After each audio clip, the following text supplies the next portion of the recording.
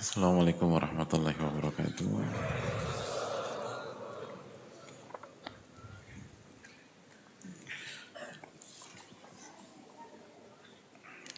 Bismillahirrahmanirrahim. Alhamdulillahirabbil alamin wa bihi nasta'in ala umuri dunya waddin wassalatu wassalamu ala asyrafil anbiya wal mursalin wa ala alihi wa sahbihi wa man sara ala nahjihi bi ihsanin ila yaumiddin wa ba'd.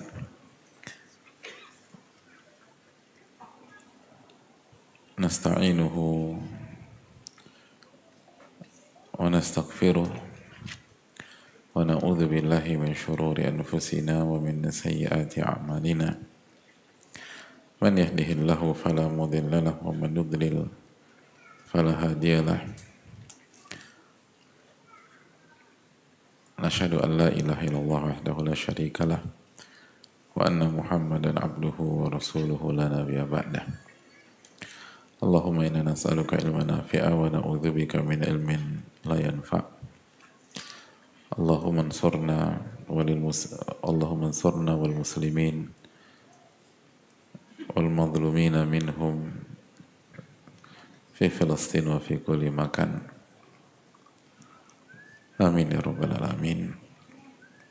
Hadirin Allah muliakan, alhamdulillah kita panjatkan puji dan syukur kita kepada Allah tabaraka wa taala atas segala nikmat dan karunia Allah berikan dan Allah limpahkan kepada kita. Sebagaimana salawat dan salam semoga senantiasa tercurah kepada Rasulullah alaihi salatu wassalam beserta para keluarga, para sahabat dan orang-orang yang istiqomah berjalan di bawah naungan sunnah beliau sampai hari kiamat kelak. Kita meminta kepada Allah dengan nama-namanya yang husna dan sifat-sifatnya yang maha tinggi. Semoga Allah menolong kita, orang-orang yang kita cintai, keluarga, orang tua, guru dan ulama-ulama kita. Semoga Allah menolong umat dimanapun berada, khususnya yang terzolimi di Palestina dan di berbagai macam tempat. Semoga Allah memberikan kesabaran kepada mereka, taufik kepada mereka, diangkat derajatnya, diberikan keistiqomahan dan diberikan kebahagiaan di dunia maupun di akhirat. Amin ya rabbal alamin. Dan semoga Allah memberikan limpahan pahala pada sore hari ini di tengah guyuran hujan di berbagai wilayah di Jakarta dan sekitar. Dan semoga kita masuk ke dalam sabda Nabi SAW, inna idhamil jaza ma'idhamil bala. Sesungguhnya besarnya pahala itu tergantung besarnya kesulitan, besarnya ujian dan kesulitan sebuah ibadah. Semakin sulit ibadah tersebut, maka semakin besar pahalanya di sisi Allah tabaraka wa ta'ala. Dan semoga guyuran hujan pada sore atau siang, sore dan mungkin malam hari ini memberikan kebaikan dan keberkahan bagi kita semua. Amin ya rabbal alamin. Ada yang basah kuyup enggak jamaah? Enggak? Enggak ada yang kena hujan segini orang? Atau dari pagi di sini? Semacam enggak ada yang kena hujan, insyaallah. Alhamdulillah. Bagi yang bajunya basah atau buat akhwat misalnya kos kaki basah, mohon sampaikan ke teman-teman panitia, semoga bisa diapain hadirin, didoain. Selain didoain, bisa semoga dapat yang kering insyaallah ta'ala, karena itu penting. Jadi bisa ke panitia. Allah ta'ala alam.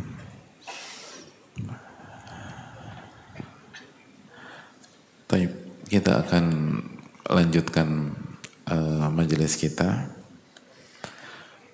Dan kemarin kita atau kita sedang membahas tentang sebuah adab dengan ilmu yang sangat penting. Bahkan ini inti dari ujian. Ini inti dari kehidupan, hadirin. Semua dinamika, semua permasalahan, semua ujian di dalam kehidupan kita ini untuk memastikan adab yang sedang kita bahas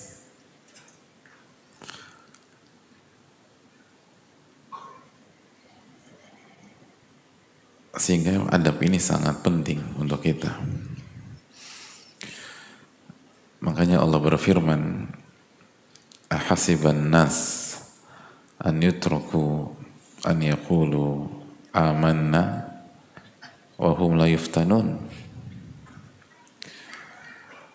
wa laqad fatanna alladhina min qablihim fala ya'lamanna Allahu alladhina sadaqu wa la ya'lamanna al-kadhibin. Surat apa ayat berapa hadirin? Ayat 2 doang, 3 doang, dan 4 dan 5. Ayat 2 dan 3. Jazakallahu khairan. Ahasiban nas an yutraku an yaqulu amanna. Apakah manusia berpikir mereka akan dibiarkan begitu saja memproklamirkan iman mereka, mendeklar iman mereka, mengklaim iman mereka, dan mereka tidak diuji oleh Allah? Apakah mereka berpikir hidup sesimpel itu? Apakah hadirin sekalian berpikir bahwa hijrah itu hanya klaim, taubat itu hanya klaim,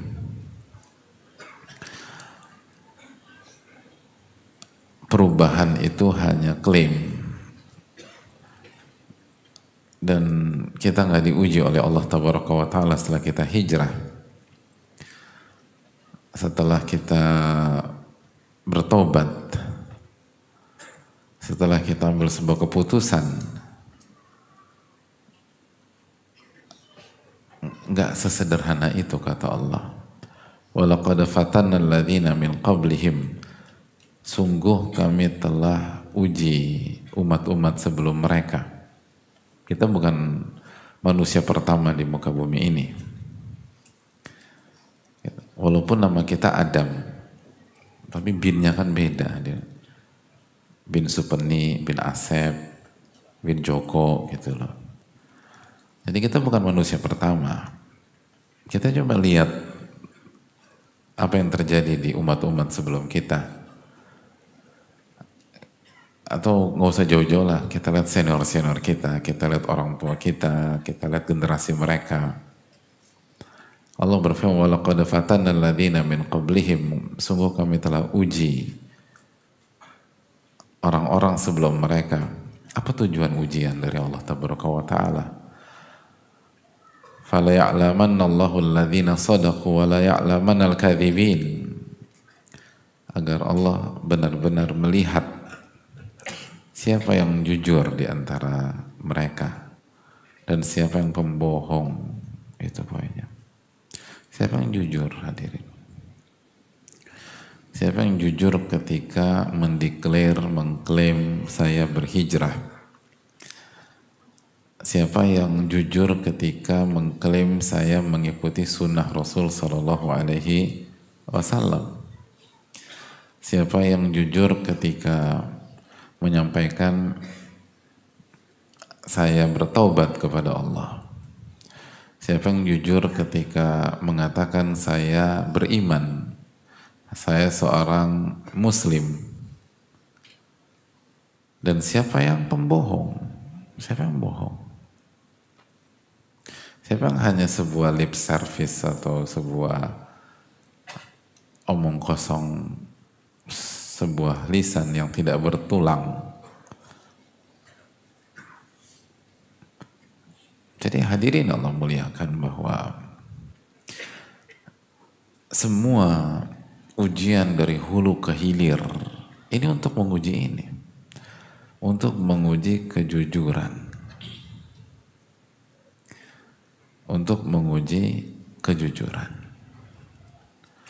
Maka adab ini sangat penting buat kita. Dan makanya kita sedikit duduk bersama adab ini lebih dibanding sebagian adab-adab yang lain, karena ini adalah core, ini core value bukan hanya di dunia ilmu tapi di dalam kehidupan. Jadi nilai tertinggi dan nilai terdalam adalah kejujuran. Dan dalilnya surat Al-Ankabut ayat 2 dan 3. Makanya keliru besar ketika orang berpikir bahwa setelah dia hijrah lalu besoknya langsung semua urusan dilancarkan gitu loh. Begitu kemarin resign dengan salary 30 juta, minggu depan langsung dapat pekerjaan dan halal dan salary-nya 50 juta. Kalau semua pola begini, ya pada hijrah hadirin. Nanti kan word mouth marketing juga, nanti, dulu hijrah. Temen gua hijrah gajinya 50 juta. Oh jadi tahu, iya benar-benar. Kan jadi nggak kelihatan mana yang hijrah karena Allah dan mana yang hijrah untuk 50 juta. Jadi kalau polanya begini semua, itu bukan ujian namanya. Dan orang akan berbondong-bondong. Ketika ngurus bisnis haram, income 100 juta, hijrah, lalu terus dia mencoba bisnis yang halal, income-nya 250 juta. Ya semua bisnis yang haram di bawah 250 juta akan hijrah semua. Dan orientasinya bukan karena Allah, karena 250 juta. Dan semua yang UMR hijrah juga. Lo kan udah halal, kenapa hijrah? Oh, pokoknya gue mau hijrah. Kenapa 250 juta? Daripada UMR mendingan 250 juta. Jadi semua akan berpikir itu.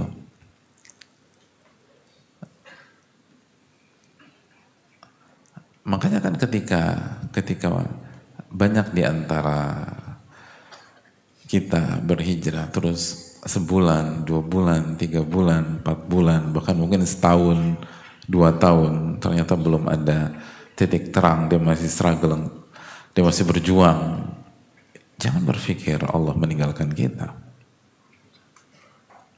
Jangan berpikir Allah Subhanahu wa taala jauh dari kita. Wa idza sa'alaka ibadi anni fa inni qarib. Ujibu da'watad da'i idza da'an. Dan apabila hambaku bertanya tentang diriku, katakanlah aku dekat.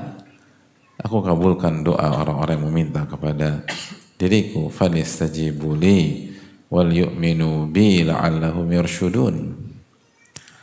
Maka sambutlah seruanku.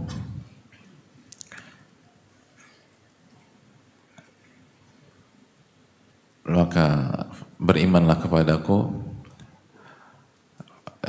dan sambutlah seruanku dan berimanlah kepadaku agar mereka mendapatkan petunjuk. Itu poin. Semua demikian hadirin.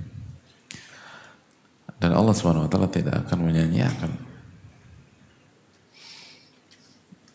Begitu juga ketika Nabi Musa berdoa,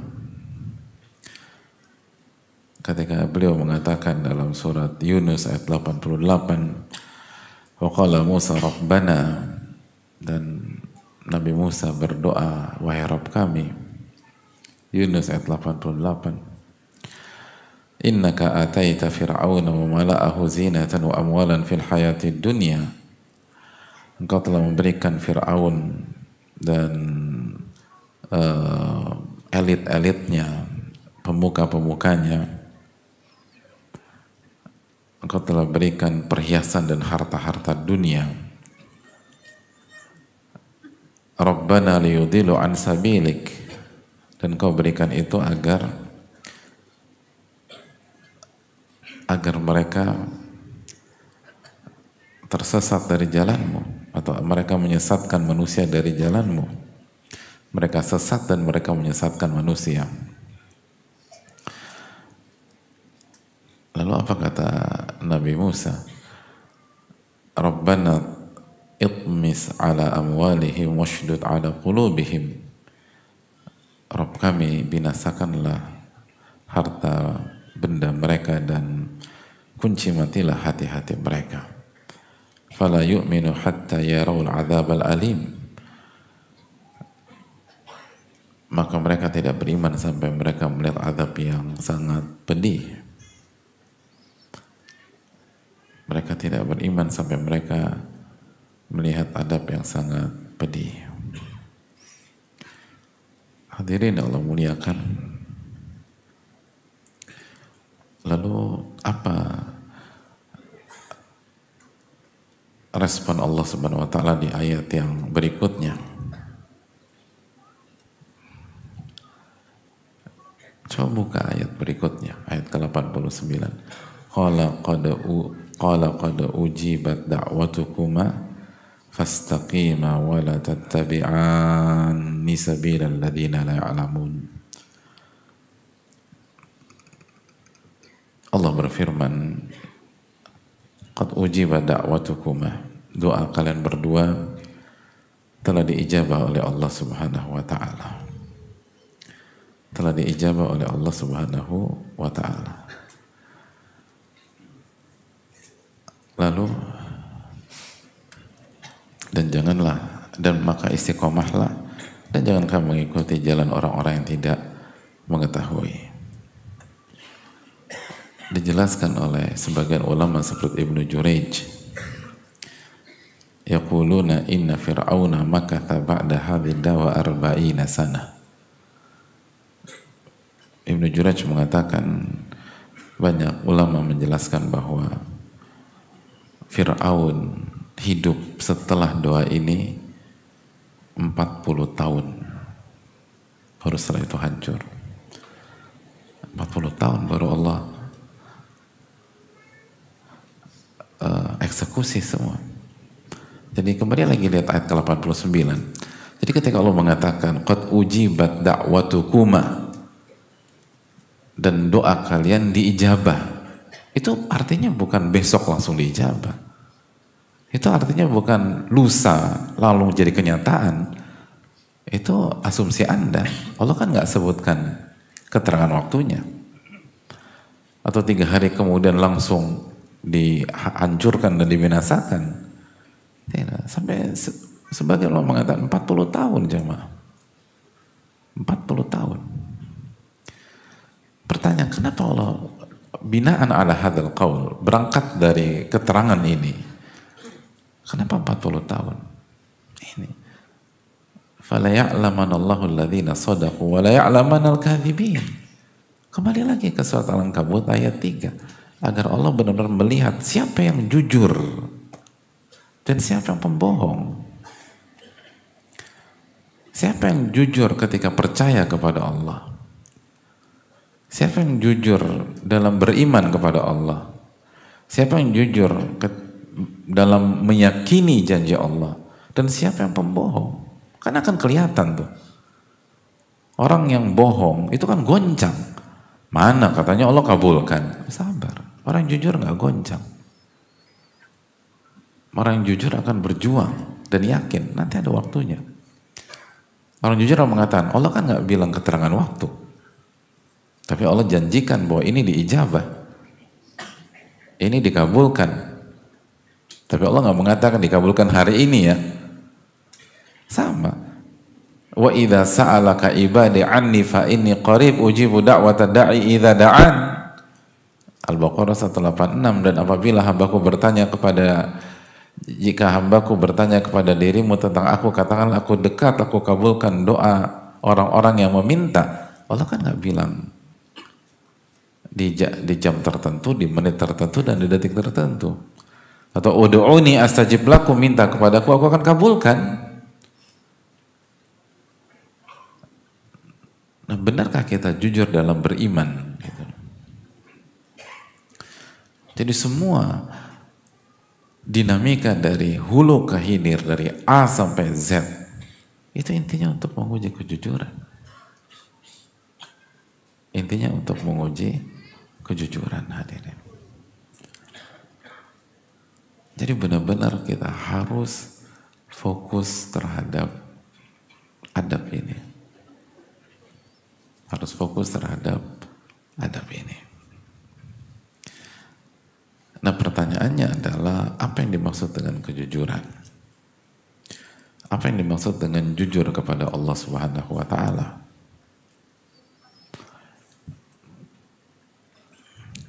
Ada banyak keterangan para ulama tentang masalah ini.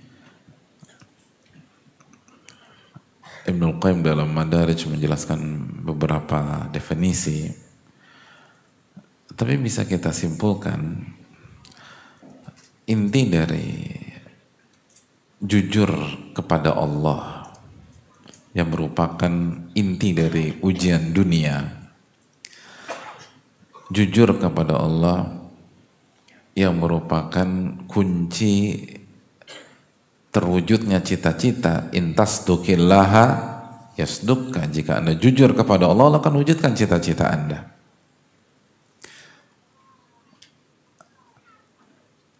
Jujur kepada Allah yang menjadi angle di mana Allah memfokuskan untuk melihatnya. Fala ya'lamanna Allahu alladhina shadaqu wa la ya'lamanna al-kadzibin. Fala ya'lamanna Allahu alladhina shadaqu. Maka Allah akan melihat siapa yang jujur dan siapa yang berbohong. Nah, inti jujur kepada Allah adalah istiwa usir wal alaniyah. Istiwa usir wal alaniyah. Jujur adalah ketika zahir dan batin itu sama. Depan belakang itu sama. Atau dalam keterangan lain, jujur kepada Allah adalah sihhatul i'tiqad, akidah yang benar. Lalu salahul a'mal bihusnil inqiyad wal istislam. Jadi yang pertama sihhatul i'tiqad, akidah kita benar, iman kita benar, hati kita bersih.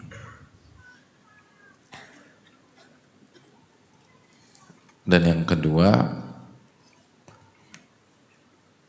solehnya amal kita. Dan solehnya amal kita itu bihusil inqiyad wal istislami lillah. Mengikuti dan menyerah kepada Allah Subhanahu wa ta'ala.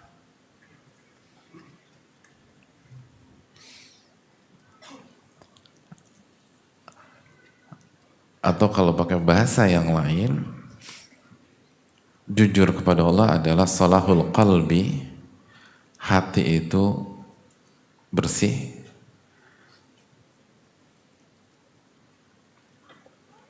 bi an yakuna lisanan sadiqa, lalu lisan itu jujur atau lisan itu benar, dan jawarihnya taat dan soleh. Jawarih itu anggota badan. Jadi hati itu bersih, lisan itu bicaranya benar, baik, lalu anggota badan itu nurut dan taat kepada Allah.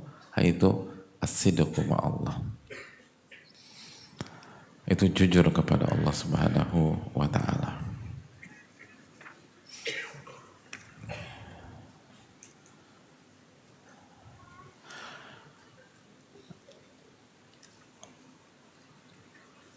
Sebagian ulama seperti Syekh Abdul Razak menyebutkan keterangan untuk semakin menajamkan jujur itu apabila jujur kepada Allah ya, apabila seluruh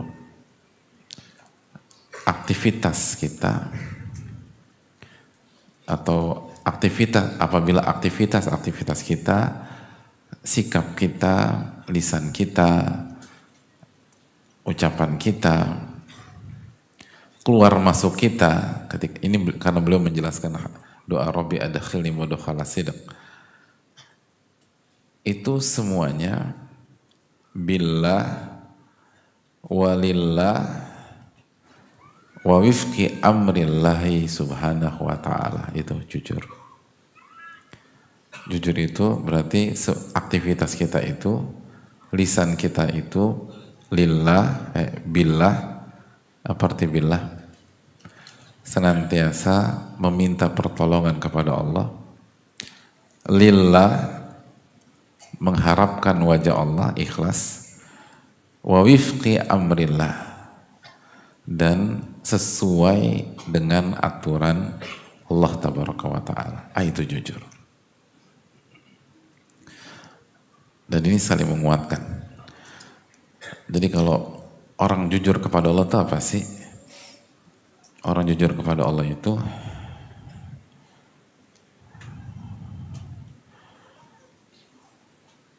adalah orang tuh sebelum bicara, sebelum beramal, dia tata hatinya. Ini kalau gue bicara, aku bicara karena Allah atau bukan? Kalau aku bicara karena Allah atau ingin show off gitu, bahwa saya itu pintar, saya cerdas, dan seterusnya.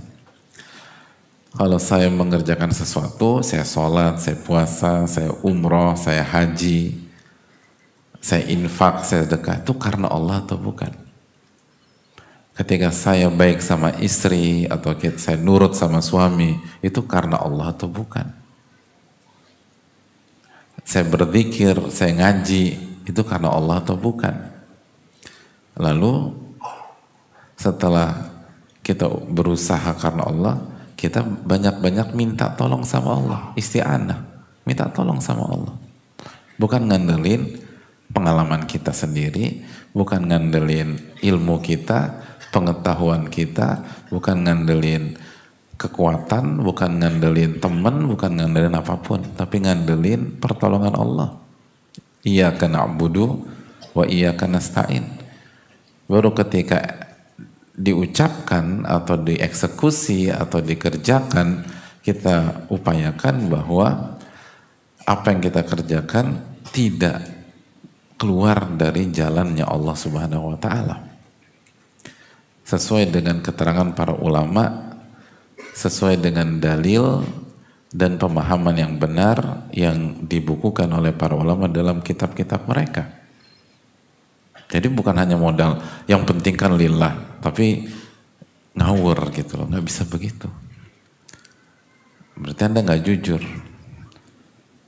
Anda harus pakai jalannya Allah Tabaraka wa Ta'ala. Harus fisabilillah gitu loh. Nah itulah orang jujur. Nah dengan begini itu nanti hati akan bersih, lisan akan benar, anggota tubuh akan nurut. Nah itu hadirin,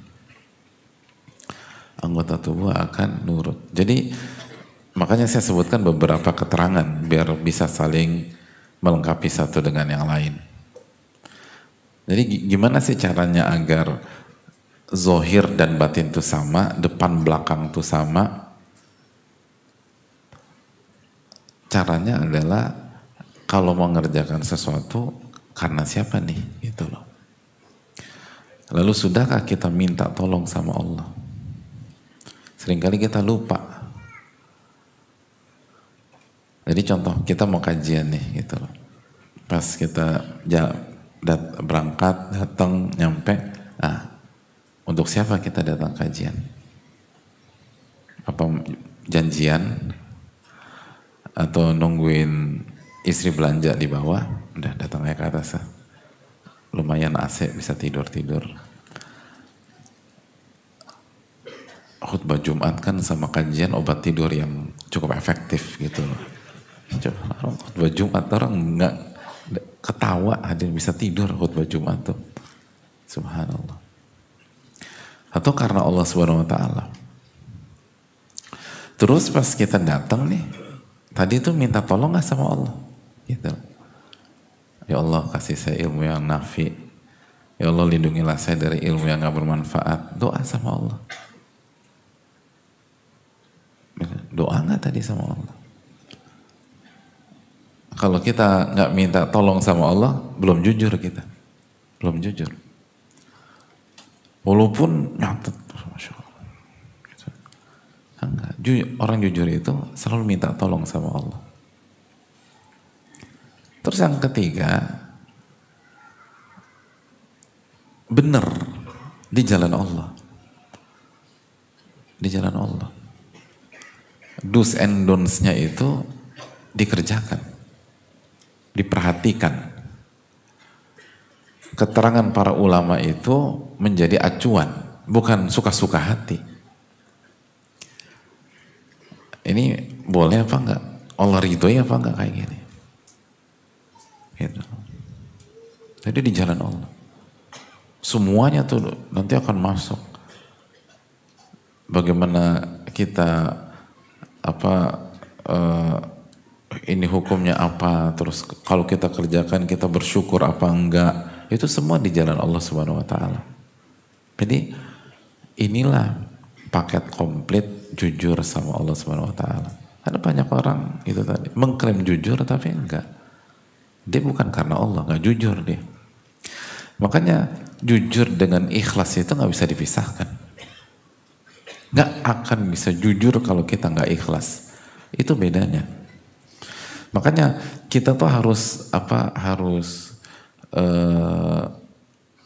istirahatkan dulu terminologi jujur yang selama ini kita pahami, yaitu terminologi atau makna jujur sebatas hablum minan nas gitu loh. Yang penting gue jujur sama dia, bagus, tapi itu bukan jujur kepada Allah. Jujur kepada Allah itu Anda melakukan ini untuk siapa? Jujur kepada Allah itu sebelum Anda atau pada saat Anda atau sebelum Anda melakukan atau pada saat Anda minta tolong nggak sama Allah. Jujur kepada Allah itu jalan yang Anda tempuh, langkah yang Anda lakukan, dan statement yang Anda ucapkan itu diridhai oleh Allah apa enggak? Gitu. Lalu Anda bersyukur nggak sama Allah, lalu bersyukur nggak sama manusia ketika berhasil melakukan itu. Nah inilah yang penting, karena kalau kita hanya memahami jujur hablum minan nas, nggak perlu bicara tentang keikhlasan. Benar sih? Yang penting gitu. Kita jualan gitu. Yang penting kita kasih tahu ini barangnya bagus, barangnya jelek. Kenapa Mas jujur? Pengalaman nih, Mas Bro. Orang kalau kita jujur, orang jadi percaya sama kita. Nanti omset kita naik. Jadi mikirnya cuma begitu aja. Itu jujur, tapi jujur sebatas hablum minan nas. Yang kita inginkan jujur hablum minallah. Kenapa demikian? Karena kalau kita jujurnya hablum minallah, jujur kepada Allah, itu otomatis pasti jujur sama manusia, otomatis. Tapi kalau kita hanya jujur dengan manusia, belum tentu kita jujur dengan Allah Tabaraka wa Ta'ala. Gitu. Ada banyak orang jual barang haram jujur gitu. Gimana? Bagus nggak nih barang? Oh bagus bro. Gitu. Padahal barang haram yang dijual. Gitu. Tapi jujur nih. Gitu. Ya jangan segini lah. Modal gue aja, HPP gue cuma sekian. Benar, jujur deh. Gitu. Gue ngambil untung dari lo cuma 20.000 bro. Jujur. Padahal haram barangnya nih. Tapi yang disampaikan tuh benar, modalnya disebutkan benar. Ini benar gitu loh. Tapi itu bukan jujur yang Allah inginkan. Tapi kalau kita berhasil jujur kepada Allah, otomatis jujur kepada manusia. Itu udah otomatis sudah. Kenapa? Karena itu tadi. Di samping kita ikhlas, di samping kita isti'anah, minta tolong sama Allah. Yang ketiga, kita hanya menggunakan cara yang Allah ridhoi. Dan di antara cara yang Allah ridhoi adalah jujur sama manusia. Kan gitu. Jadi enak. Jadi inilah utuh. Nah dengan demikian hati baik, lisan akan baik, dan anggota tubuh akan baik. Dan itulah janji, sehingga kita dapatkan janji Nabi kita sallallahu alaihi wasallam, intas dukillah yasdukka. Jika Anda jujur kepada Allah, Allah akan wujudkan cita-cita Anda. Itu poin. Inilah kejujuran yang utuh. Inilah paket komplit jujur gitu. Paket komplit jujur. Karena banyak di antara kita bicara kejujuran nggak ngerti apa itu jujur. Makanya orang yang jujur kita baca doa Rabbi adkhilni mudkhala sidqin wa akhrijni mukhraja sidqin wa ja'alni min ladunka sultanas. Itu dalam rangka minta tolong dijadikan orang jujur, nah gitu.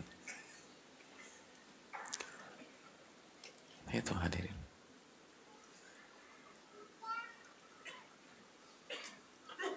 Kalau kita bisa, ini menunjukkan bahwa konsep kita itu sangat solid hadirin, sangat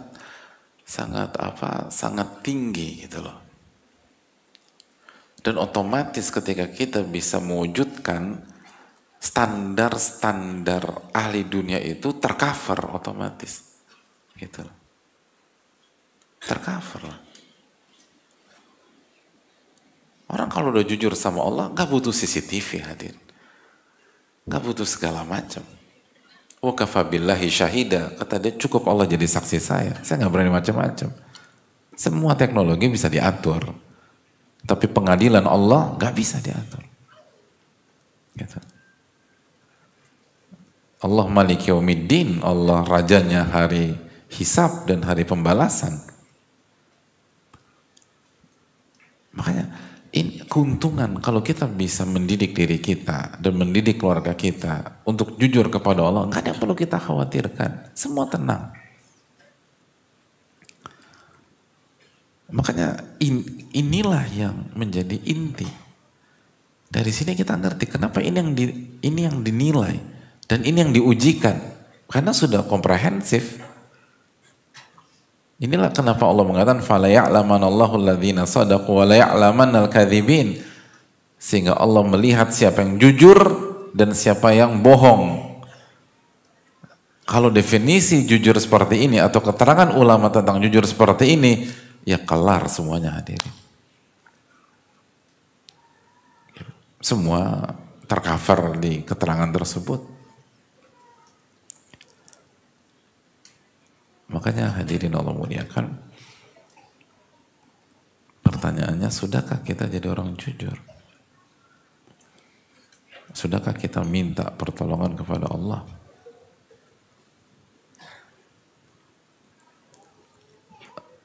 Sudahkah kita bertawakal kepada Allah? Dan apa niat kita? Apakah ini kita untuk Allah atau untuk manusia? Apakah kita kerjakan untuk Allah atau untuk pihak lain? Apakah untuk mendapatkan dunia atau ibtigha'a ridallahi azza wa jalla?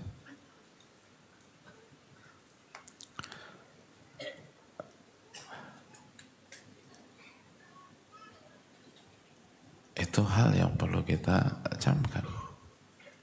Makanya Nabi SAW orang paling jujur.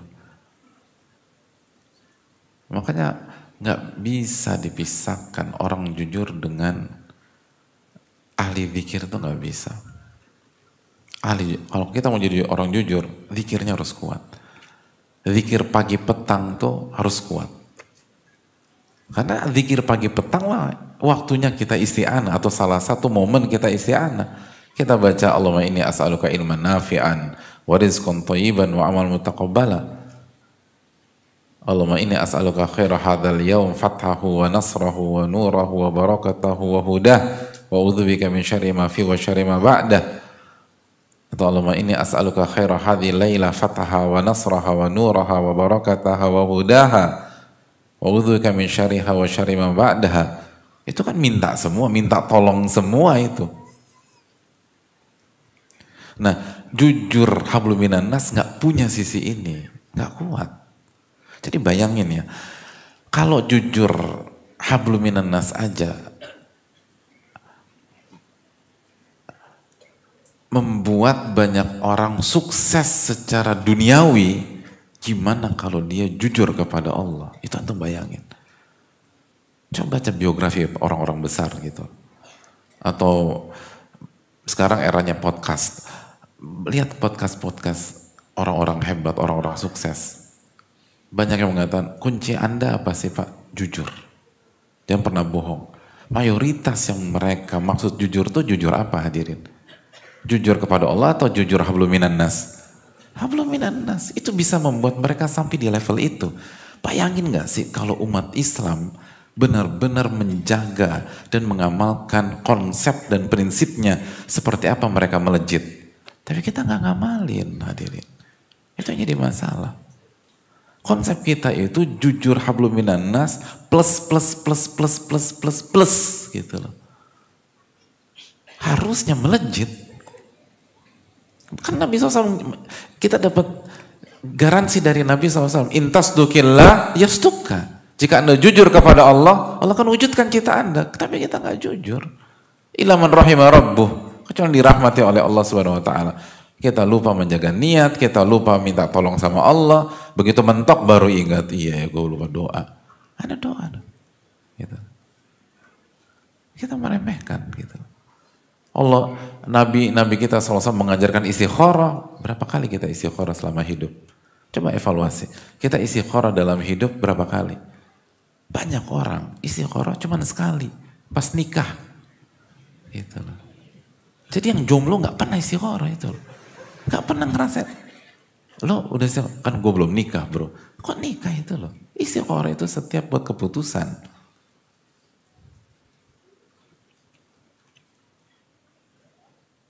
Dan sebagian yang nikah gak istikharah juga.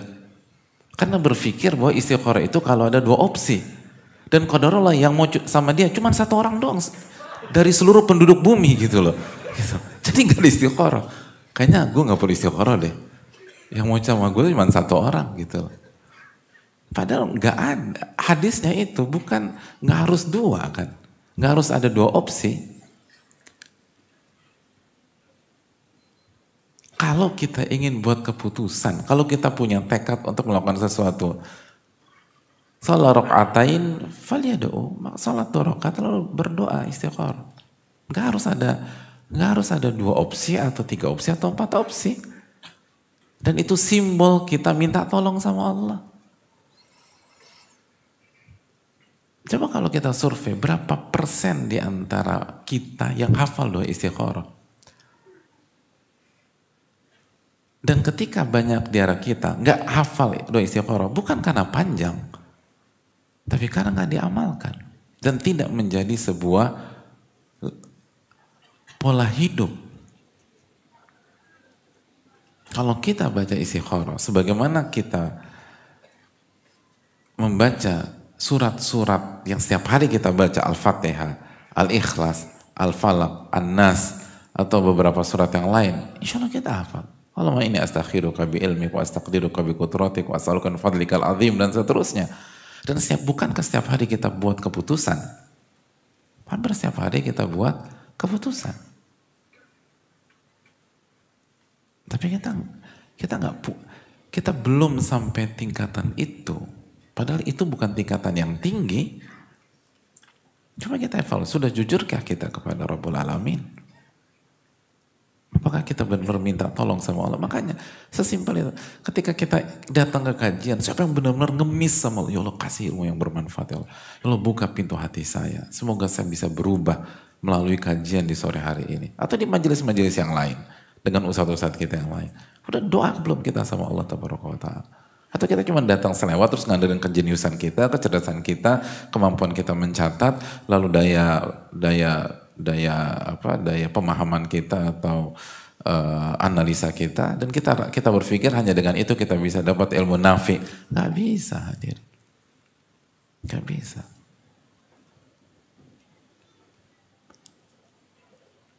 Kita butuh kejujuran.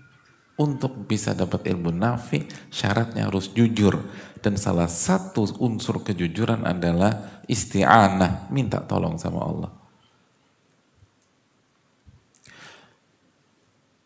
Hadirin, kenapa minta tolong itu bagian dari kejujuran? Kan nggak ada hubungannya. Enggak, sangat besar hubungannya. Saya ingin tanya, status kita itu apa, hadirin? Ya. Kita itu diciptakan oleh Allah di dunia untuk jadi apa? Jadi superhero? Atau jadi hamba? Hah, hadirin? Loh, jujur aja. Kalau untuk merasa Superman ngaku aja, nggak apa-apa. Atau apa untuk bisa loncat-loncat di antara gedung-gedung tinggi itu? Kita diciptakan itu sebagai apa? Sebagai apa? Hamba. Hamba itu punya power apa enggak, hadirin? Syiar kita itu apa? La haula wala quwata illa billah. Itu hamba. La haula wala quwata illa billah. Apa arti la haula wala quwata illa billah? Tidak ada daya dan kekuatan kecuali dengan pertolongan Allah. Kalau kita jujur dengan konsep ini, dan ini core loh gitu. Wa ma khalaqtul jinna wal insa illa liya'budun. Tidaklah aku ciptakan jin dan manusia kecuali untuk beribadah, untuk menjadi hamba kepada diriku. Dan prinsip hamba adalah la haula wala quwata illa billah. Tidak ada daya dan kekuatan kecuali dengan pertolongan Allah. Kalau kita jujur bahwa tidak ada daya dan kekuatan kecuali dengan pertolongan Allah, maka seharusnya setiap melakukan sesuatu, apa yang harus kita lakukan? Minta tolong. Sebaliknya sebuah paradoks kalau misalnya la haula wala quwata illa billah. Pokoknya gua mah la haula wala quwata illa billah, bro, gitu loh. Tapi begitu sholat nggak minta tolong sama Allah. Begitu mau puasa nggak minta pertolongan sama Allah. Kalau minta tolong sama Allah aneh banget. Kan puasa kan tahun lalu juga kita puasa. Loh, katanya Anda nggak punya kekuatan, nggak punya daya, dan nggak pakai pengalaman dan seterusnya kecuali dengan pertolongan Allah. Ya minta dong sama Allah. Berarti Anda nggak jujur dengan status Anda sebagai seorang hamba. Kalau kita mengerjakan sesuatu hanya mengandalkan akal kita, hanya mengandalkan pengalaman kita, hanya mengandalkan pemikiran kita, hanya menggunakan power kita, hanya mengandalkan networking kita, hanya mengandalkan link kita, berarti yang kuat ini siapa ya? Gitu. Makanya kan itu tadi istiwa usir wal alaniyah, yang diucapkan dan prakteknya sama. Nah, itu jujur. Anda mengklaim hamba, tapi prakteknya Anda kok kayak superhero ya? Semuanya dikerjakan sendiri dan merasa bisa sendiri. Gue nggak butuh bantuan semuanya. Gue bisa jalan dengan kaki gue sendiri. Oh, itu kan bukan hamba. Hamba itu la haula wala quwata illa billah. Maka salah satu bentuk kejujuran, setiap kita melakukan sesuatu minta tolong sama Allah. Isti'anah billah. Makanya kan kullu amrin dzibalin lam yubda bismillah fahuwa abtar. Setiap amalan yang positif tidak diawali dengan bismillah, terputus dari keberkahan. Bismillah. Ulama kita mengajarkan mengerjakan sesuatu bismillah. Nah, bismillah itu ba, itu salah satu keterangan ulama. Apa maknanya ba itu? Ba isti'anah. Ba isti'anah. Artinya ba kasroh itu bismillah, kan bismillah ba kasroh. Nah, arti ba di situ tuh apa? Dijelaskan banyak para ulama, artinya isti'anah. Artinya ba kasroh itu artinya meminta pertolongan. Jadi ketika kita bilang bismillah, misalnya kita mau makan, kita bilang bismillah, artinya aku makan dengan meminta pertolongan kepada Engkau ya Allah. Kita melangkah, kita keluar rumah, doa keluar rumah apa? Nah ini coba, doa keluar rumah apa? Yang komplit, yang komplit. Oke, yang komplit. Terus, yang komplit. Akhwat, udah lama, akhwat diam aja nih. Nggak ada akhwat. Nggak ada akhwat ya di belakang. Ada Ustaz. Apa doa keluar rumah yang komplit?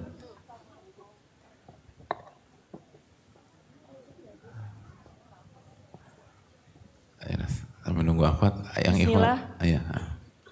Assalamualaikum warahmatullahi wabarakatuh. Waalaikumsalam warahmatullahi wabarakatuh. Bismillah, tawakkaltu ala Allah, la haula wala quwata illa billah. Bismillah, Allahumma inni a'udzubika min adilla au udol, au azilla au uzal, au azlima au uzlam, au azilla au uzal. Apa Ustaz saya ulangi ya? Ya. Bismillah, Ini ketahuan. Allahumma Ini inni jarang keluar rumah. Bagus, Masya Allah. Jadi agak-agak lupa. Iya, kalau tiap hari keluar gak pulang-pulang, hafal Pak Ustaz. Gimana? Allahumma inni a'udzubika min Allahumma inni a'udzubika an adilla au udol, au azilla au uzal, au azlima au uzlam, au azhal au uzhal alayya. Artinya apa tuh? Ya Allah, aku berlindung kepadamu dari kesesatan dan yang menyesatkan. Dan aku berlindung kepadamu dari yang tergelincir dan yang menggelincirkan. Dan aku mohon kepadamu dari hal yang bodoh dan yang membodohi, dan juga yang zalim dan yang menzalimi. Iya, jazakallahu khairan. Jadi Allahumma ini a'udzubika an adilla wa udhal. Ya Allah, aku berlindung kepada Engkau sehingga aku tidak tersesat atau aku disesatkan oleh pihak lain. An adilla udhal au azilla au uzal. Ya Allah, aku berlindung kepada Engkau agar aku tidak tergelincir atau aku digelincirkan pihak lain. Au adlima au udhlam. Ya Allah, aku berlindung kepada Engkau, jangan sampai aku ngezolimin orang atau aku dizolimi oleh pihak lain. Au ajhala au yujhal alayya. Ya Allah, aku berlindung kepada Engkau sehingga jangan sampai aku itu bersikap bodoh gitulah. Gitulah. Udah tahu merah, tetap aja kita ngegas, tabrakan di perempatan jalan. Itu sikap, tindakan apa tuh hadirin? Bodoh. Dan itu celetukan sebagian kita. Ya, kok bodoh banget sih gue, kok kenapa gue gas ya? Akhirnya panjang urusan gitu. Jangan sampai kita bertindak bodoh atau aku dibodoh-bodohi pihak lain. Nah itu doa keluar rumah. Dan doa itu diawali dengan bismillah. Jadi kita tuh keluar rumah minta pertolongan kepada Allah. Itu poin. Jadi hadirin sekalian, kita sering lupa nih gitu. Nah, kejujuran dan kualitas kejujuran kita dalam hidup itu sangat ditentukan dengan doa dan zikir kita. Makanya penuntut ilmu itu harus hafal sebanyak-banyaknya zikir dan doa muqayyad atau zikir dan doa muqayyadah. Itu karena itu salah satu parameter kejujuran. Walaupun kalau nggak hafal nyontek boleh, tapi kan kita nanti ketergantungan sama alat. Kalau baterainya bagus, kalau lowbat gimana? Gitu lah. Pas mau masuk kamar mandi, baterainya lowbat. Udah, nanti aja deh kamar mandi. Gitu. Baterainya lowbat, gak mau. Akhirnya nan pipis. Sampai baterainya, sampai handphonenya di charge dulu. Gitu. Kan kesian, bahaya. Jadi kalau kita hafal kan enak. Allahumma inni a'udzubika minal khubuthi wal khaba'ith. Gitu. Ini penting ini. Ini kejujuran. Nah kita seringkali lemah di sini, illa man rahimah rabbuh. Gitu loh. Tadi ketika masuk masjid, baca doa masuk masjid nggak? Hah? Apa doa masuk masjid? Oh. Bismillah wassalatu wassalamu ala rasulillah Allahumma aftahli abwaaba rahmatik. Artinya apa tuh?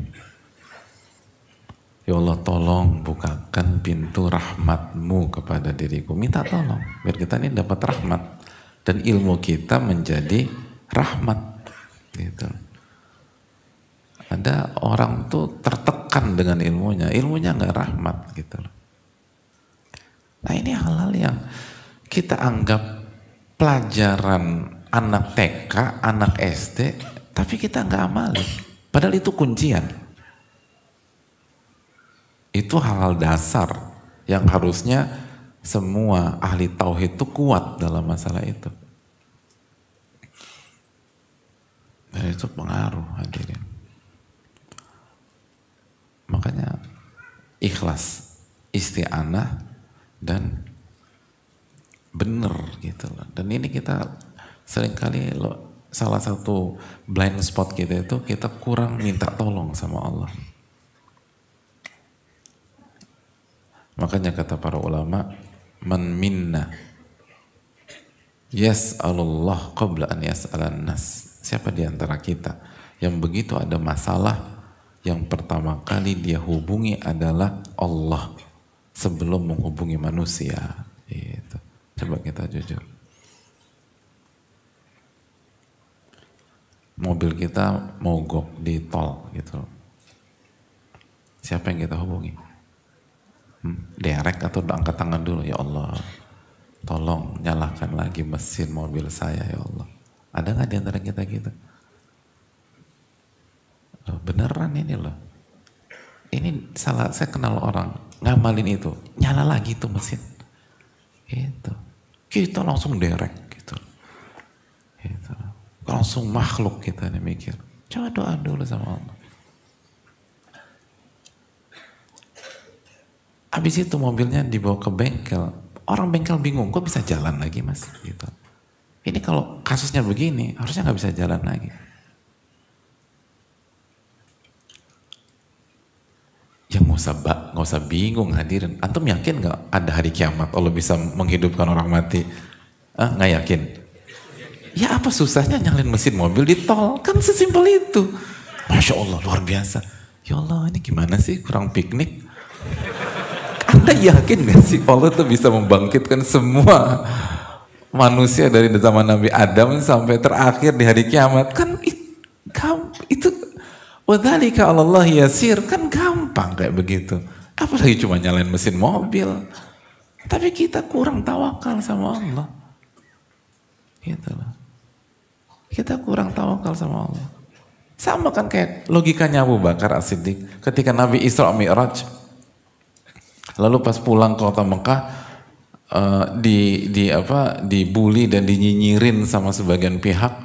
Muhammad, kata mereka orang musyrik, Muhammad tuh ngaku bisa melakukan perjalanan ke Baitul Maqdis, Syam, Palestina, lalu naik ke Sidratul Muntaha hanya dalam waktu 1 malam gitu. Lalu datang ke Abu Bakar As-Siddiq diriwayatkan untuk nyinyir dan untuk membuat keraguan-keraguan bagi Abu Bakar As-Siddiq dan para sahabat. Apa respon Abu Bakar? Muhammad, Rasulullah bilang demikian? Iya, itu temanmu itu bilang begitu. Kalau gitu saya percaya. Selesai masalah. Itu logika yang benar. Ya kalau Abu Bakar percaya ketika Nabi SAW sampaikan tentang surga, tentang neraka, tentang hari kebangkitan, apa susahnya percaya tentang Isra Mi'raj? Itu kan jauh lebih mudah. Justru kalau Anda bingung, Anda inkonsisten dalam logika. Kok bingung? Oh Anda percaya Allah bisa menghidupkan yang mati? Anda percaya dengan ayat Maliki Yaumiddin? Anda percaya bahwa manusia akan dibangkitkan dan dikumpulkan di mahsyar? Apa susahnya mengangkat satu manusia, apalagi kekasihnya alaihi salatu wassalam, kasih Sidratul Muntaha dalam waktu 1 malam? Mudah. Sesederhana itu aja, nggak usah ribet-ribet. Jadi udah nggak usah masya Allah lagi, masya Allah, gampang itu. Cuman kita nggak pernah ngamalin gitu loh. Coba amalkan deh hal kayak gitu, sehingga benar kita itu jujur sama Rabbul Alamin dan lihat dampaknya. Lihat bagaimana Allah nolong kita. Ingat, lihat dampaknya sebagaimana Nabi SAW bersabda, intas dukillah yasdukka, jika Anda jujur kepada Allah, Allah akan jujurkan cita-cita Anda. Itu hadir. Udah maghrib belum sih kamu ngomong? Belum? 3 menit. Oh salah ini. Oh iya.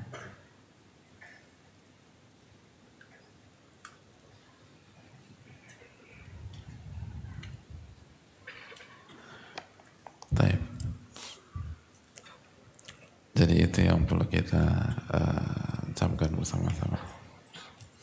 Minta tolong sama Allah Subhanahu wa taala. Gitu. Pokoknya dalam semua hal minta tolong sama Allah.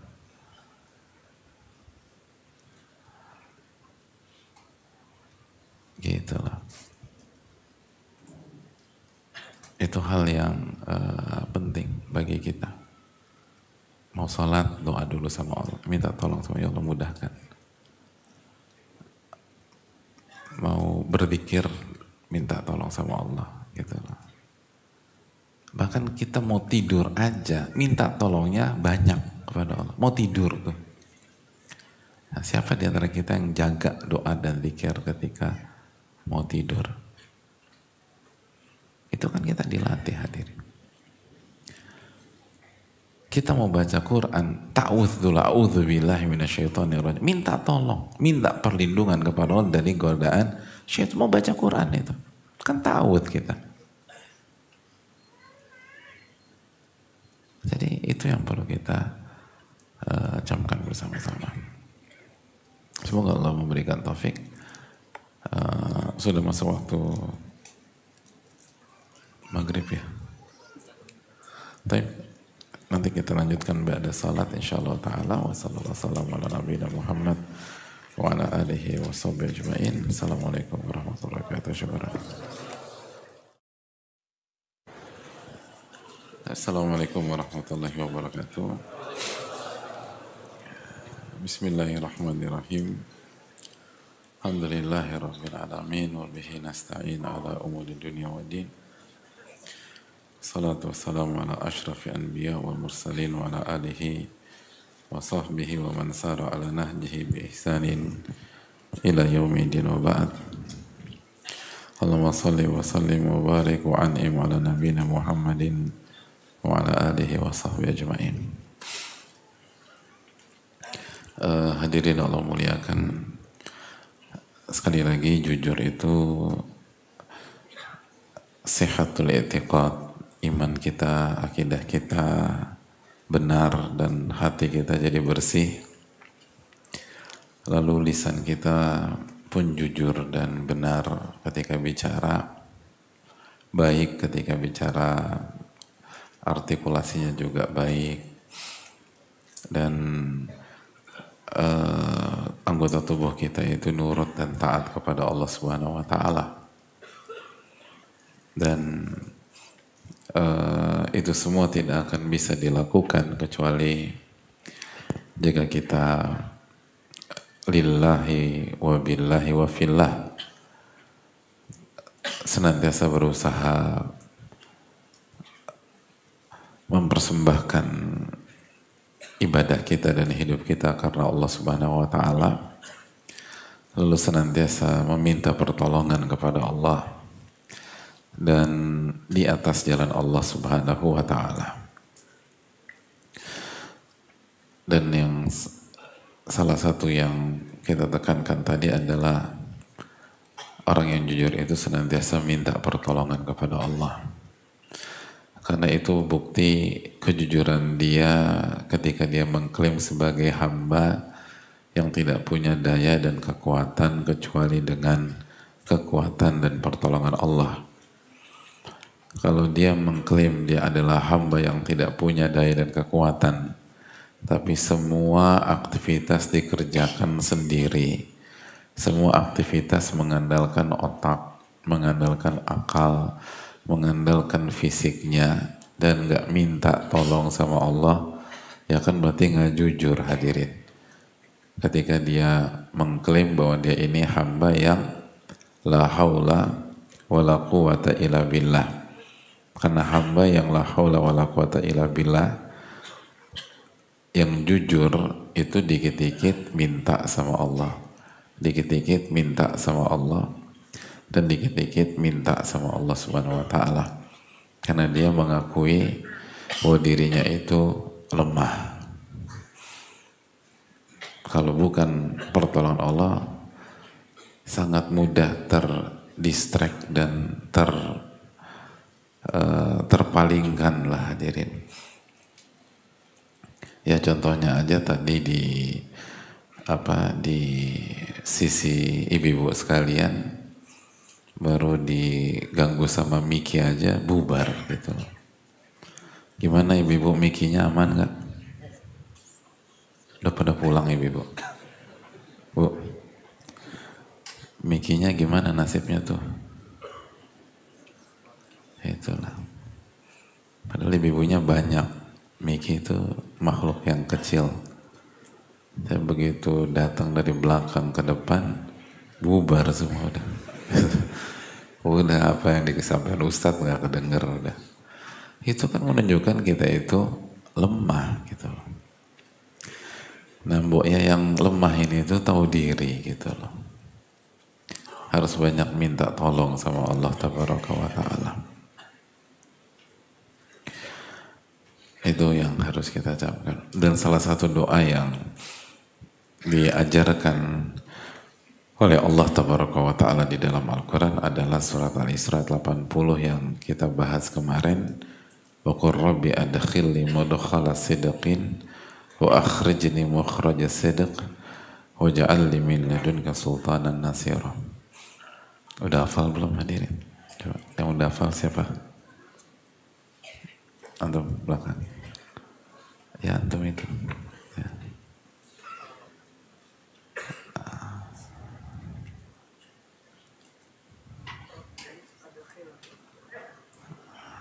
Rabbi adkhilni mudkhala sidqin wa akhrijni mukhraja sidqin waj'alni min ladunka sultanan nasira. Artinya apa? Ya Allah, Akhwat siap-siap ya yang mau itu turun. masukkanlah aku dengan cara yang benar. Mas. Kemudian keluarkanlah aku juga dengan cara yang benar. Dan aku meminta kepada Engkau kekuasaan yang menolong. Dan maksud kekuasaan di sini adalah Al-Quran.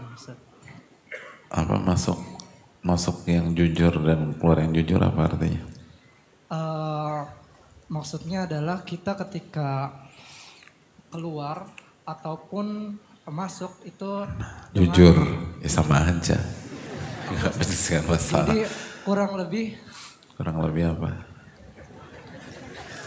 Saya mau lebih, saya nggak mau kurang lah. Hidup tuh capek, kurang terus lah. di depan dan di luar itu sama, Ustaz. Ketika berhadapan dengan manusia maupun ketika kita sendiri. Di luar dan di depan tuh sama. Iya. Kalau di belakang boleh beda. Ya, enggak. Dan ini sebagaimana yang saya juga belajar dari Ustaz di kitab. Lo bawa nama saya. Ya, kenapa? Ini doa agar kita tidak berbuka dua, Ustaz. Jadi maksud apa masuk dan keluar itu maksudnya hidup itu polanya keluar masuk gitu loh.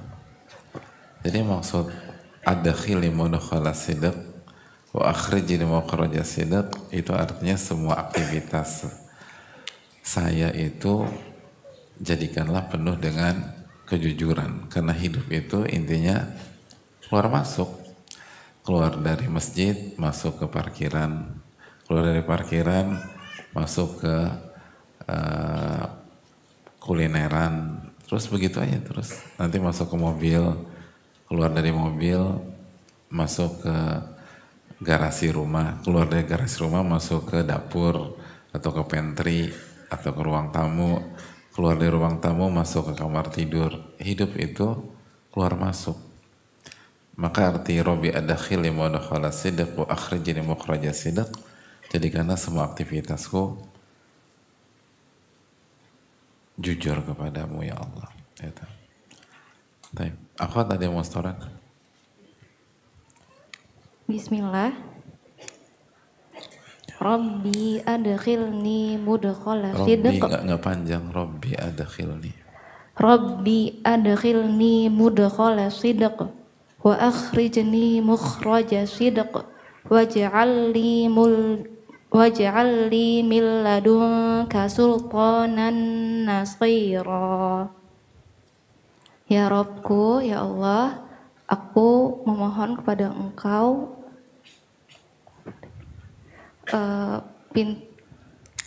pintu masuk yang benar, dan aku juga memohon kepada Engkau pintu keluar yang benar, pintu keluar yang jujur. Aku memohon kepada Engkau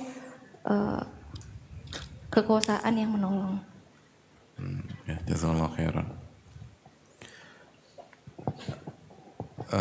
Jazakallahu khairan. Dan di antara keterangan para ulama tentang masalah seperti dijelaskan Ibnul Qayyim bahwa tolong hadiah ya, bahwa doa Rabbi adkhilni mudkhala sidq wa akhrijni mukhraja sidq adalah agar seluruh aktivitas kita itu haqqan thabitan billah wa fi mardatihi muttasilan bidzafar bil bagiyah. Jadi agar setiap aktivitas kita itu konsisten gitu loh, sabit gitu loh. Jadi nggak inkonsisten, nggak standar ganda, nggak labil gitu loh. Itu salah satu maksud dari ya Allah, jadikanlah aku jujur dari pintu masuk, lalu jujur ketika keluar, jujur ketika masuk lagi. Artinya kita minta agar setiap aktivitas dan detik-detik keseharian kita itu sabit gitu loh, di atas kebenaran. Sabit itu artinya konsisten, kokoh, dan stabil di atas kebenaran. Nggak labil, nggak inkonsisten, nggak standar ganda, nggak goyah gitu loh hadirin. Nah itu yang susah tuh kan, gimana kita tuh stabil di atas itu. Itu butuh proses panjang. Makanya kalau nggak disupport sama doa, berat kita hadirin. Itu yang perlu kita tanamkan bersama-sama. Tapi kita buka sesi tanya jawab. Insya Allah kita akan lanjutkan lagi. Ada banyak hal menarik dalam masalah kejujuran ini dan kita butuh sekali dikuatkan oleh para ulama tentang masalah kejujuran. Ada sebuah keterangan tentang kejujuran yang sangat menarik dijelaskan oleh Al-Junaid rahimahullah dan dibawakan oleh Ibnul Qayyim dalam Madarij. Sangat mind blowing dalam masalah kejujuran dan membuka keluasan khasanah berpikir kita tentang masalah kejujuran. Insya Allah kita akan bahas di pertemuan yang akan datang biidznillah ta'ala. Syukran.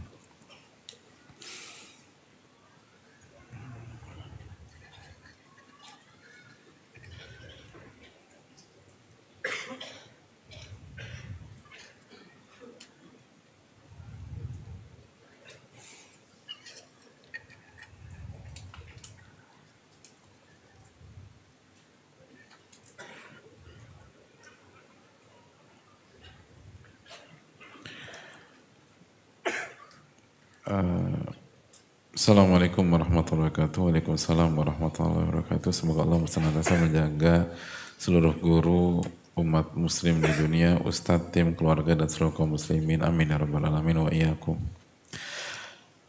Begitu juga dengan yang bertanya. Ustadz, mau nasihatnya menghadapi suami yang cuek kalau sedang pergi tidak di rumah karena ada urusan beberapa hari, kayak susah sekali kasih kabar. Menurutnya ribet kalau harus ngasih kabar ke istri. Padahal anak sebagai istri cukup dikabari saja, tanpa harus ditanya, akan merasa dihargai. Setelah bosannya hampir 24/7 di rumah, 24/7. Jadi setelah bosannya 7/24 jam di rumah terus menunggu suami, dan juga menghilangkan rasa khawatir kalau lagi nunggu suami karena nggak ada kabar-kabar. Kadang suka pengen nangis sendiri. Kadang juga suka terbesit, nikah aja pengen direbetin istri nggak mau. Oh, maksudnya suami itu cuma pengen nikah tapi nggak mau diribetin. Mohon nasihatnya untuk saya Ustadz agar terus berusaha menjadi istri solehah karena Allah, bukan karena suami. Jazakallahu khairan. Hadirin Allah muliakan.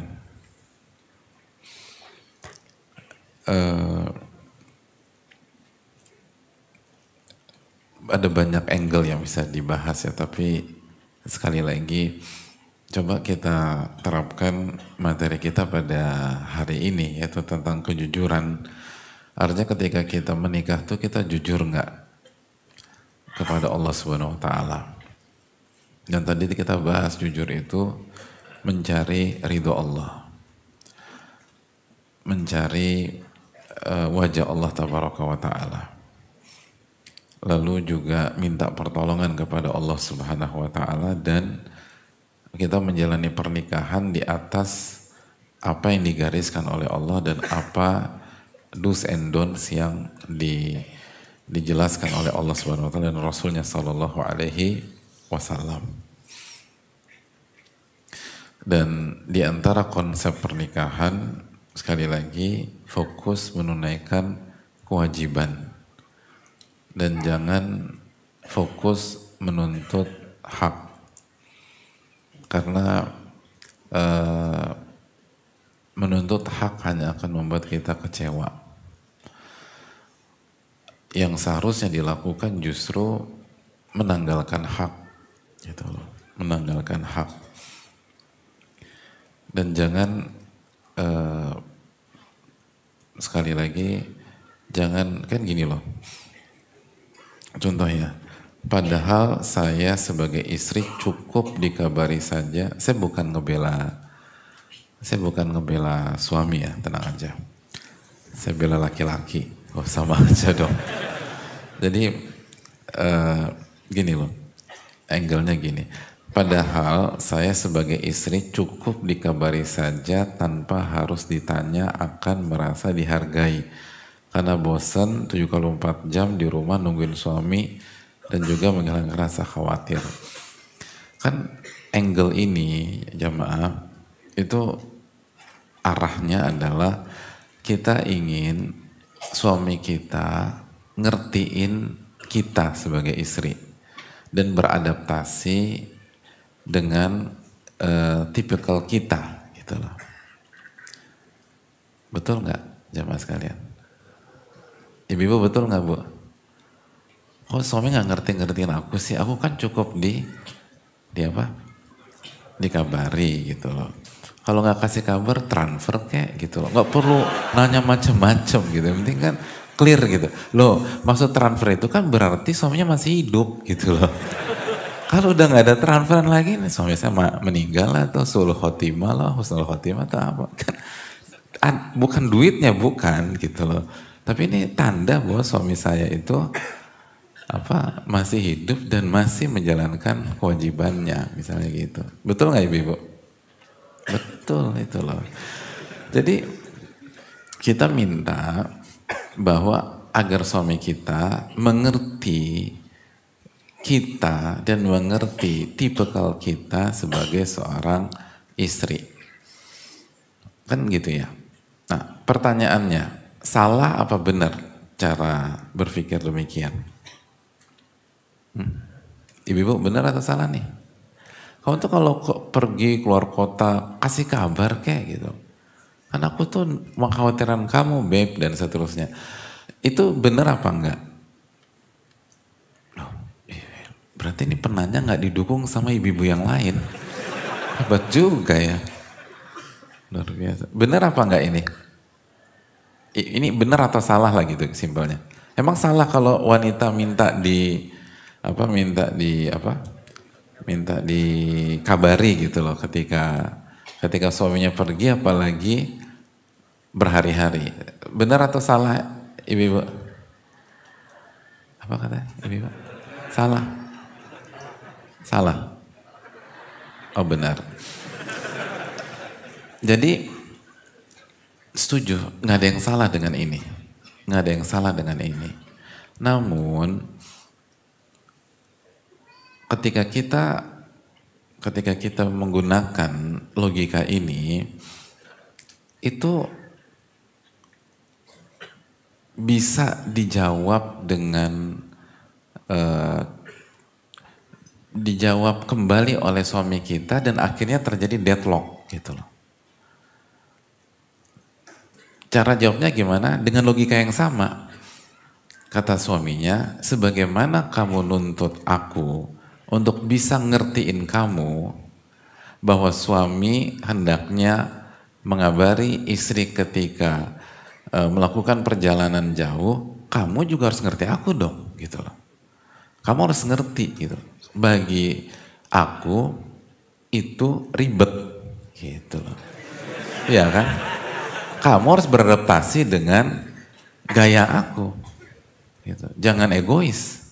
Memang wanita egois gitu misalnya. Itu ditambah. Loh, gini loh hadirin. Laki secara umum ya, orang tuh kalau diserang maka instingnya dia akan melakukan apa? Menyerah gitu. Bertahan. Itu insting makhluk hidup bahkan gitu loh. Insting manusia. Dan salah satu teori dalam dunia pertahanan, salah satu pertahanan terbaik adalah menyerang gitu. Dan ini paling salah satu metode yang sering digunakan oleh suami. Betul nggak? Jujur aja lah. Beneran gitu lah. The best defense is offense gitu lah. Pertahanan terbaik itu menyerang. Gitu lah. Pertahanan terbaik itu menyerang. Apalagi kalau yang suami-suaminya suka bola gitu loh. Terus penggemar Belanda, udah total football, serang habis istri dari semua penjuru lapangan. Jadi kalau kita membuka pintu itu sama saja membuka front untuk berhadapan dan hasilnya nggak win-win tapi lose-lose gitu loh. Jadi saya nggak mengatakan itu salah, itu benar, tapi apa ya efektif gitu loh. Seringkali dalam rumah tangga nggak efektif. Artinya ketika kita sebagai suami atau kita sebagai istri, polanya adalah menuntut pasangan kita untuk mengerti kita, maka sangat mudah diserang balik. Dan ketika terjadi penyerangan balik, maka yang kalah dua-duanya, itu aja. Yang kalah nggak ada yang menang. Nah, jangan pakai cara demikian. Karena ini argumentasi ini bukan bisa dipatahkan, enggak. Saya nggak mengatakan argumentasi ini nggak bagus atau argumentasi ini lemah, tapi ini ngebuka pintu untuk serangan balik dengan genre yang sama, dengan logika yang sama. Dan kalau itu terjadi, kan yang menang. Karena kita ini bukan secara umum ya, kita ini masih banyak kekurangan, masih banyak kekhilafan, ilmu kita masih terbatas, maka jelas ada banyak misalnya hak pasangan, ada banyak hak istri kita yang kita belum penuhi, sebagaimana ada banyak hak diri kita yang istri kita belum penuhi. Betul gak sih? Atau rumah tangga hadirin itu perfect, Masya Allah, tabarakallah. Enggak kan? Maka kalau kita buka pintu ini, ya ribut akhirnya. Enggak. Makanya yang diajarkan oleh para ulama fikih dalam masalah rumah tangga adalah an-nikah mabniun ala tanazulil hukuk gitu. Pernikahan itu dibangun di atas konsep menanggalkan hak. Dan kalau Allah lihat kejujuran kita, maka al-jaza min jinsil amal. Balasan itu tergantung jenis perbuatan. Ketika Allah melihat kita sebagai istri menanggalkan hak kita, dan kita nggak menuntut suami untuk mengerti kita, tapi kita berusaha mengerti suami, maka Allah akan setel hati suami kita untuk berusaha belajar mengerti kita. Dan disinilah enaknya rumah tangga orang-orang yang bertauhid dan yakin dengan nama dan sifat Allah Subhanahu wa Ta'ala. Coba kalau rumah tangganya orang-orang yang gak beriman sama Allah, ateis misalnya, udah deadlock. Tapi kalau kita kan yakin bahwa Allah itu muqallibul qulub, Allah tinggal setel aja. Gitu. Intan surullaha yansurukum. Apabila kalian menolong agama Allah, Allah akan tolong kalian. Ihfadillaha yahfadka. Jika Anda menjaga hak Allah, maka Allah akan jaga hak Anda. Atau Allah akan menjaga Anda. Itu poin penting. Terus yang kedua, salah satu karakter orang-orang hebat di bidang manapun, mereka punya skill atau mereka punya kemampuan beradaptasi, bukan menuntut orang beradaptasi dengan mereka. Nah sekarang kita mau main di mana nih? Kita mau main di high level atau kita mau main di low level gitu loh. Kita mau main di level atas atau kita mau main di level bawah. Kalau kita mau main di level bawah dan tidak ada kemajuan, gak ada improvement dalam hidup, teruslah selalu menuntut orang untuk bisa mengerti kita. Mungkin efektif, tapi tidak di setiap saat. Dan yang kedua, kita akan stuck sebagai seorang manusia, gak akan berkembang. Semua orang-orang terbaik, mereka punya kemampuan beradaptasi. Dan semakin cepat seseorang beradaptasi dengan kehidupan, maka semakin cepat mereka berkembang dan mereka semakin cepat mengambil opportunity atau kesempatan yang ada di setiap kondisi, khususnya ketika kondisi tidak kondusif. Makanya kan sekali lagi salah satu teori menyampaikan bahwa di setiap krisis global selalu melahirkan bilioner-bilioner baru. Kok bisa? Pada krisis global, mereka adalah orang-orang yang punya kelebihan, mampu dengan cepat beradaptasi dan melihat apa yang tidak dilihat oleh banyak pihak. Gitu.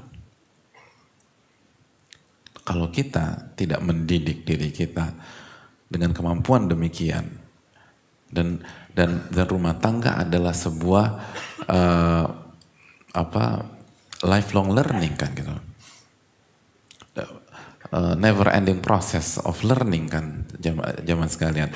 Kalau kita nggak menjadikan rumah tangga sebagai wadah yang paling simpel, yang paling keseharian untuk belajar nilai-nilai tauhid dan keimanan dan konsep-konsep Islam, terus dari mana lagi kita mau belajar?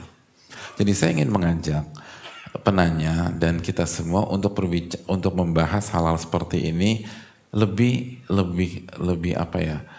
filosofis gitu loh, lebih dalam, bukan hanya sekedar ya makanya suami itu bla bla bla bla bla bla dan istri bla bla.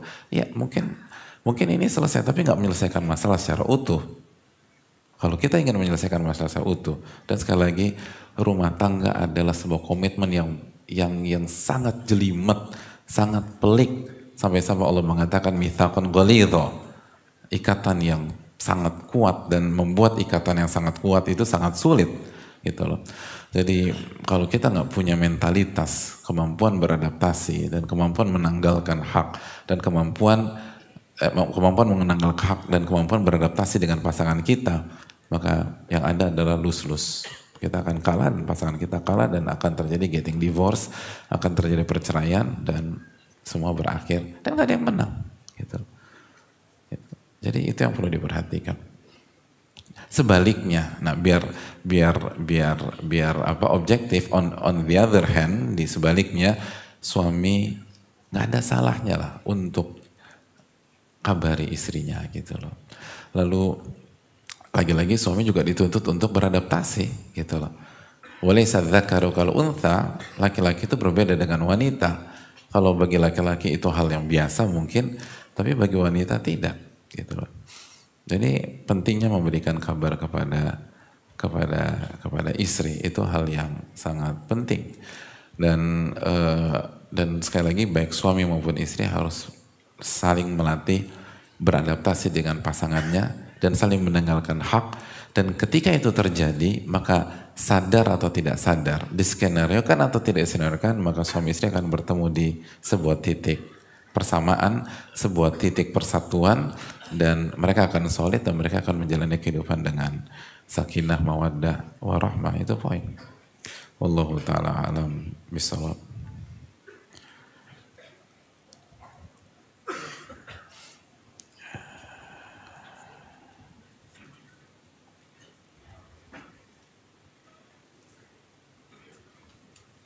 Dan satu lagi poin, ada statement nikah saja pengen direbetin istri nggak mau. Nah ini penting buat para ibu-ibu, para istri dan para wanita. Wanita itu diciptakan bukan untuk meribetkan laki-laki. Benar nggak? Wanita itu diciptakan oleh Allah untuk apa? Litaskunu ilaiha.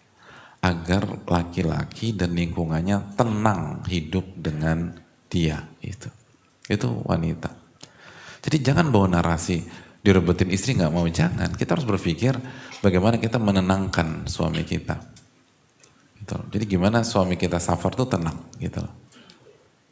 Saking tenangnya dia lupa ngabarin kita gitu. Berarti kan berhasil gitu loh. Berhasil dong sebagai istri. Tenang, udah nggak mikir apa-apa. Alhamdulillah kalau begitu. Tapi itu tadi, jangan berpikir wanita itu ribet, jangan. Itu kesalahan. Wanita itu diciptakan litaskunu ilaiha. Itu jelas, itu ayat yang dibaca hampir di semua akad nikah. Tapi siapa di antara kita mentadaburinya? Gitu loh. Wa min ayati an khalaqalakum min anfusikum azwaja litaskunu ilaiha. Tujuan Allah menciptakan pasangan itu agar Anda tenang hidup dengan dia. Ketenangan. Allah Ta'ala bisa.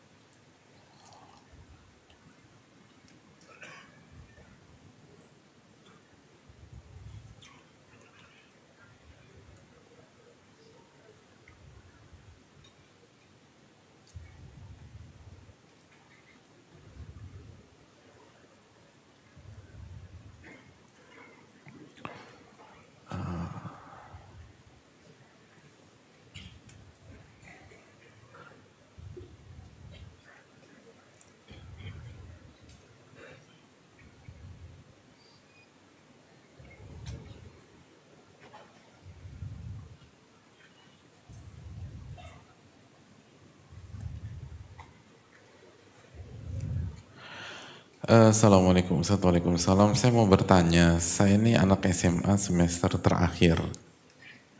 Semester terakhir itu maksudnya kelas 3 ya? Kelas 3. Saya telah dikarunia oleh Allah perasaan cinta kepada seorang akhwat. Namun Allah jauhkan saya dengannya agar tidak berkhalwat. Namun ketika saya berniat betul ingin menikahinya ketika saya lulus kuliah insya Allah. Kok antum yang kenapa antum yang heboh sih? Bolehkah saya mengatakan rasa cinta yang telah terpendam selama berapa nih? 5 tahun ini kepadanya. Berarti dari SMP dong ya. Dan menyatakan niat baik ana kepadanya, jazakallahu khairan.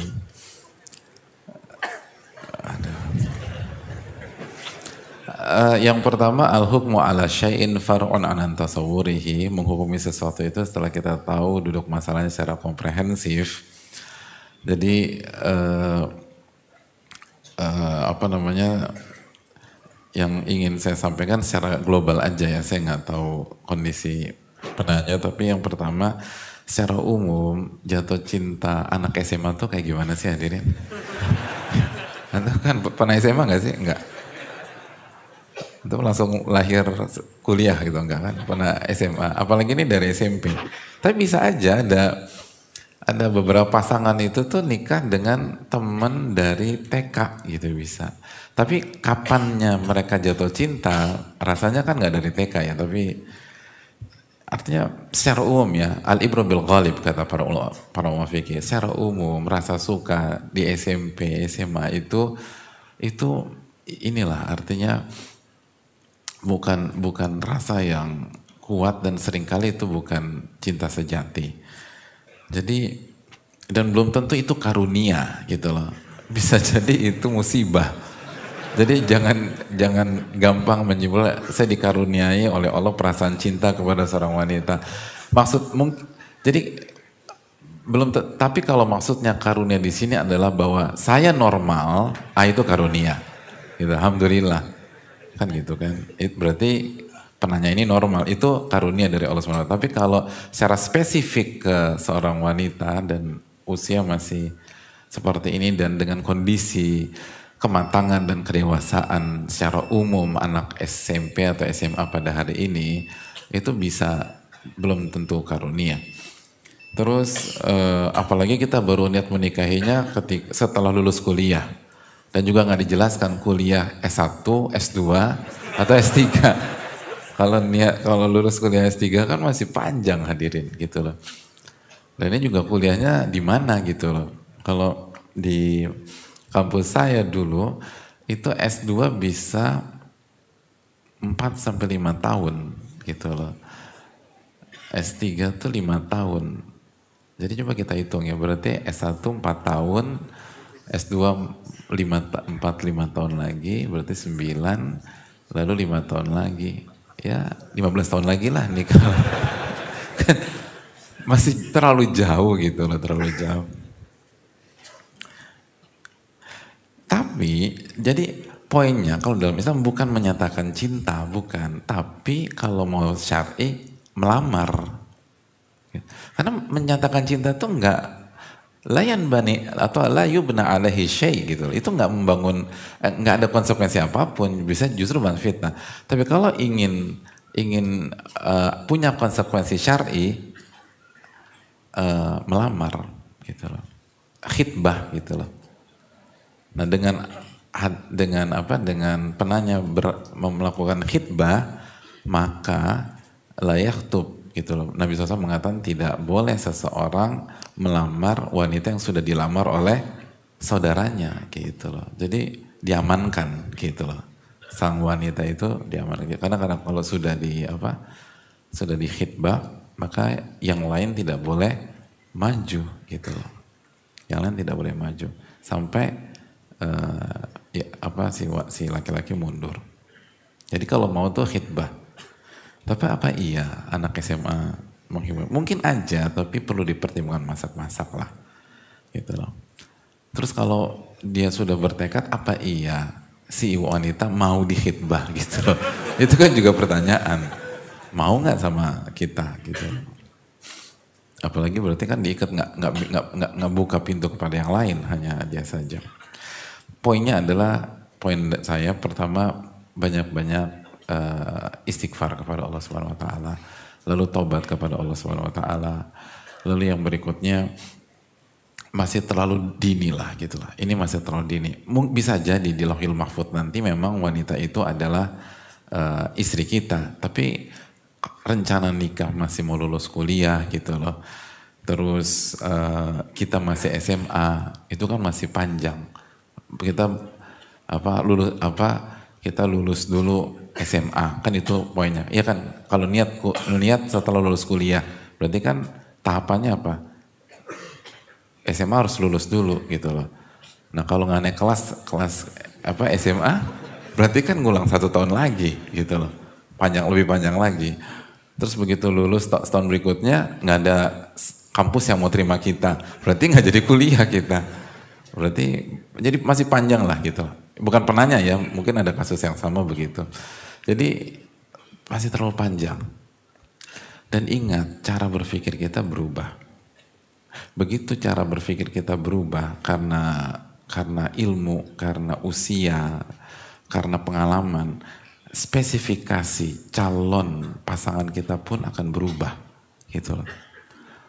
Artinya bagi laki-laki atau bagi wanita usia 20 tahun misalnya, atau tanya hadirin sekalian lah gitu loh, ketika hadirin, atau usia berapa sih? Ini berapa nih? Ini muka-mukanya berapa? 47? Bukan?